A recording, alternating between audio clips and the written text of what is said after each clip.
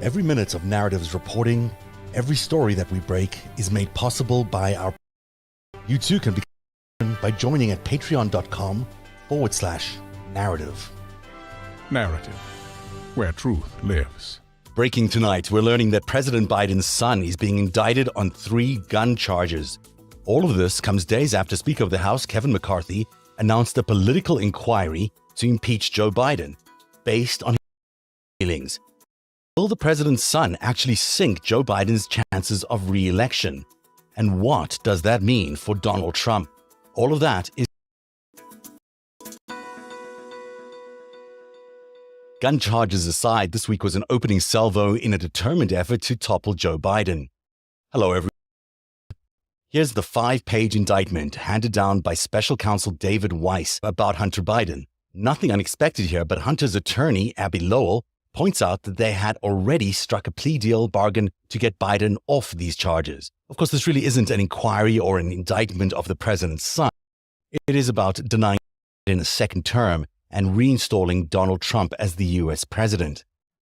Now, to be clear, it's very trafficked in his large salaries paid by semi-legitimate companies and countries from Eastern Europe and China. The White House and Democratic media can pretend otherwise, but it's pretty obvious. The very existence of these deals means Hunter Biden was involved in some sort of influence scheme, whether he was aware of it or not. The White House argues there's no evidence the president himself was involved in Hunter's business. Secondly, they argue the allegations predate his presidency and that the claims don't involve him as president right now. The second part of that claim is likely true. None of these allegations seem to come from his current term as President of the United States. But the first, well, that's beginning to strain credulity. Much more about that coming up. The left-leaning media is wasting no time parroting the official White House position. Have literally been looking for evidence of this for years and have not yet found any. This House Speaker is any evidence of wrongdoing. I'm going to reiterate to the audience because we need to be clear. There is not evidence. Well, they don't have evidence yet. Serious allegation. No evidence that we have seen. As for evidence, though, there hasn't been any. House Republicans have still not directly benefiting business deals. Over on Fox News, there's the Kremlin's chief propagandist, Sean Hannity, going for the jugular, leapfrogging an inquiry, avoiding the Senate, and going right to a conviction. Hannity saying, no doubt, president's involvement. We have full-on panic at the Biden White House tonight. Joe Biden is now facing what a very serious impeachment inquiry over an extensive multi-million-dollar, what I'm calling the Joe Biden bribery, money laundering, corruption scheme allegations. It involves Joe. It involves his zero-experience son, Hunter, and other members of the Biden family syndicate. Or if you're in Fulton County, Georgia, that would be called an enterprise. They like that word down there. Anyway, these are legitimate allegations backed up with a mountain of very real evidence. And while everyone is innocent until proven guilty, that Joe Biden participated in shady foreign business, we're talking about tens of millions of dollars. And Joe Biden did it as vice president. Problem. This inquiry isn't about McCarthy. It's an effort by the enemies of democracy to get Donald Trump re-elected. Members of the GOP caucus know he's serious on what is currently known, and even what is alleged. But what they and the Democrats are eyeing is recent polling showing Joe Biden at 46%, tied to Trump, and showing a large number of Americans believe Biden is corrupt. Once believe that the entire thing is a political stunt designed to poison the well for Biden in the propaganda-controlled red states while diminishing the weight of the importance of the impeachment process. But this isn't just a GOP stunt.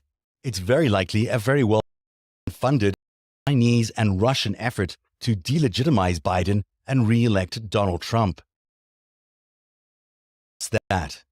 One to run the impeachment process, weaponization of the FBI committee, headed up by Representative Jim Jordan. Jordan's committee was set up to taint the DOJ for investigations into Donald Trump and Jan 6.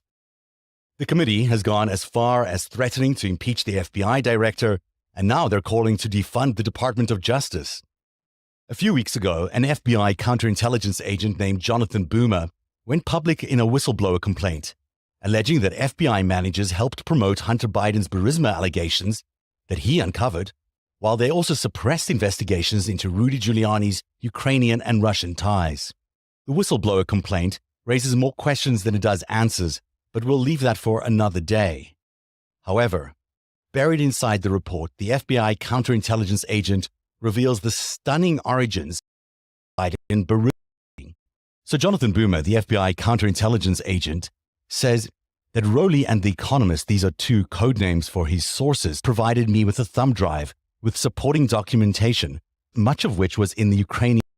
It was putting to agents who were very interested in the information due to its relation to the ongoing investigation of what was then mostly involving allegations of Hunter's involvement with drugs and prostitution. And at that time, Joe Biden was not yet the Democratic nominee. I said to my co-handling agent, I said to him, why do they keep going back to, what if this is the leading edge of disinformation campaign to create a theme of derogatory information about the Bidens in anticipation that Biden would be Trump's main political rival? Later on, the counterintelligence agent said a call from the Special Events Intelligence National Name Check program asking about one of his confidential informants named Dynamo. Dynamo had taken Rowley and The Economist, these are two other confidential informants, to a special event during which Rowley gave the same thumb drive with derogatory information on it concerning Burisma to Secretary of State Mike Pompeo. Well, that's interesting, isn't it? Isn't it interesting that the origin of the Burisma allegations came in a thumb drive involved in what could be suspected disinformation activity in the United States, and it was handed to an FBI counterintelligence agent and also to Mike Pompeo, likely at a White House event. These things are extremely important in understanding that we probably would not have even heard of and Burisma had it not been for a disinformation effort which began with Russian intelligence officials seeding the information into the FBI and into Mike Pompeo, the Secretary of State, also likely into Jim Jordan, who's running the same committee that we're talking about, the weaponization of the FBI committee. We don't know why Jim Jordan, who has seen these allegations, never included them in his committee. But what it does show is that the Hunter Biden story is a Russian election interference operation, likely backed by information from Beijing. That is what should worry Democrats the most. What we have here is not just a GOP campaign to discredit Biden, but a Russian and Chinese campaign weaponizing the FBI and Congress's committees and the impeachment process to take out Joe Biden. Which brings us back to Florida Congressman Matt Gaetz, who's firmly involved in the Russian wing of the GOP, shall we say. He went on MSNBC to give us what is really a spoiler of where the scandal is heading. The high crime and misdemeanor to me is bribery. I mean, when you've got Joe Biden participating in 16 meetings with Hunter Biden's business partners, and you can't even really call them that. They're just more like bribe payers because there was no business. And then to watch the White House shift its position pretty substantially from, I never talked to my son about his business deals, to, well, I wasn't in business with my son. It's quite the tell that there's a lot going on here. Yep. And I also look at the government. Look at what people got for those bribes. The Chinese were plowing in a lot of this money, and in exchange, in one of his first acts, Joe Biden dissolved the China initiative at the Department of Justice that President Trump had set up to go after Chinese malign influence. So then along comes the highly respected and meticulous David Ignatius with a Washington Post op-ed suggesting Biden not run in 2024. That is an absolute stunner. Ignatius is highly regarded, makes no mistakes, and most has the ear of the community. Many have said the reason Ignatius reached his opinion is about Biden's age, but a read of his column highlights this paragraph. Biden has never been good at saying no. He should have resisted the choice of Harris, who was a colleague of his beloved son Beau. He should have blocked then House Speaker Nancy Pelosi's visit to Taiwan, which has done considerable damage to the island's security. He should have stopped his son Hunter from joining the board of a Ukrainian gas company and representing companies in China. Certainly she resisted Hunter's attempts to impress clients, dad on the phone. And there it is in the vaunted pages of the Washington Post, an admission that there is indeed evidence linking Joe Biden to the Biden scandal. It likely all predates his current administration, but it's difficult to say if it's a crime or not. Ignatius's thinking was echoed by another source who knows what's really in Washington, D.C. Romney is now retiring and has no reason not to say what's on his mind. If you think you're too old, what about Biden and Trump, who are way older than you? Do you think they should be rerunning? Oh, I think it'd be a great thing if both President Biden and former President Trump were to stand aside and let their respective party pick someone in the next generation. President Biden, when he was running, said he was a transitional figure to the next generation. Well, time to transition. David Ignatius this morning made a strong kind of both parties would be far better if they were going to be represented by people other than those. Americans have now baked in the fact that Biden's son did benefit from his father's name. Joe Biden knew about it. He very possibly benefited from it. Romney and Ignatius may be correct that Joe isn't the ideal candidate for 2024, but there aren't obvious alternatives. One thing must remain top of mind. We cannot let Donald Trump anywhere near the White House again. America will not survive another Trump administration. And we can't bet the U.S. Constitution on the very good odds that Biden will beat Trump in the next.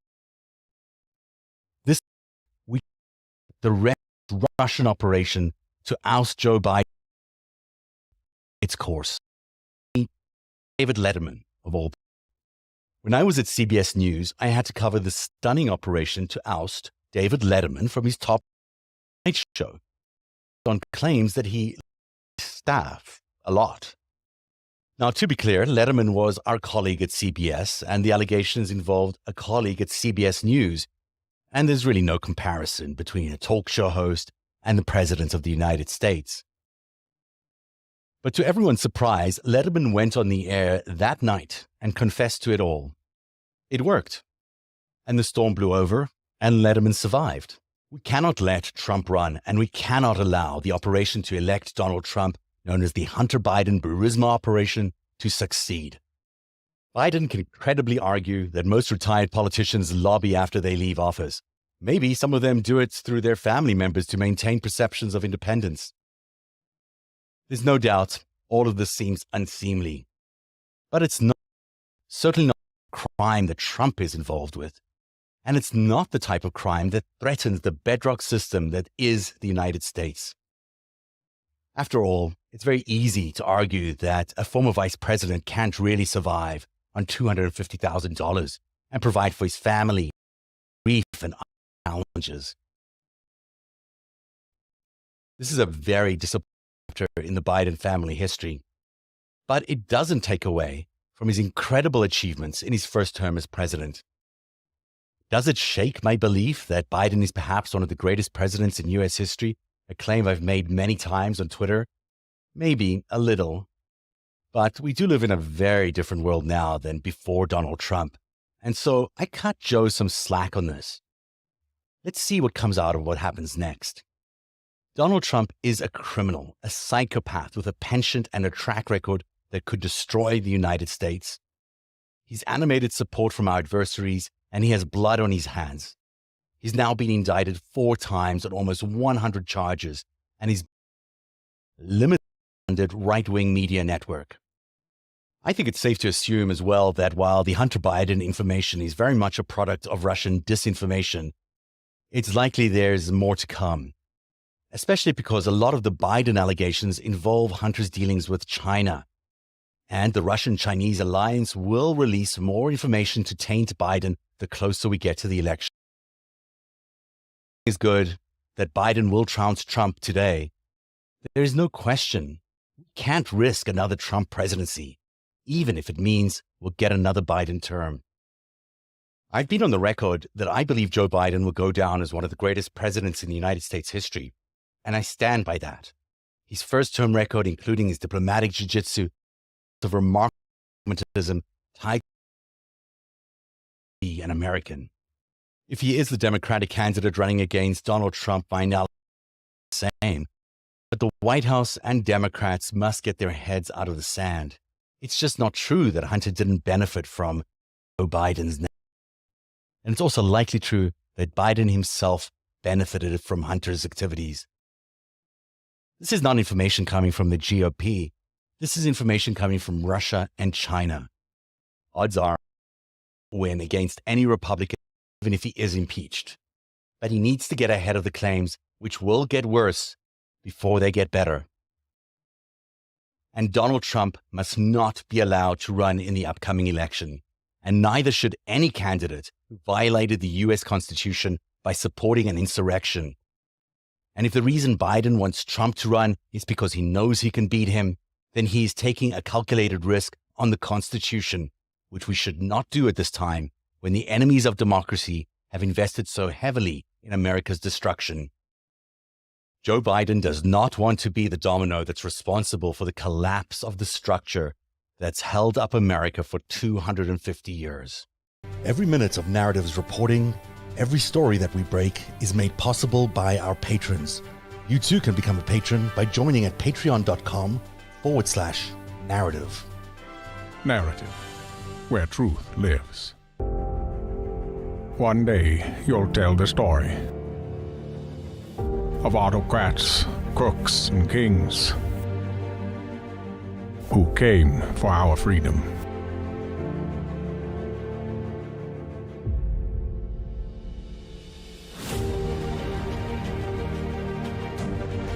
A story of citizens who stood up to tyranny and won.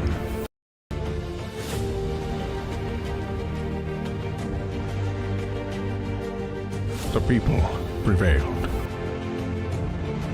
and renewed an old vow to a more perfect union. And that was just the beginning. The story continues. Narrative, where truth lives.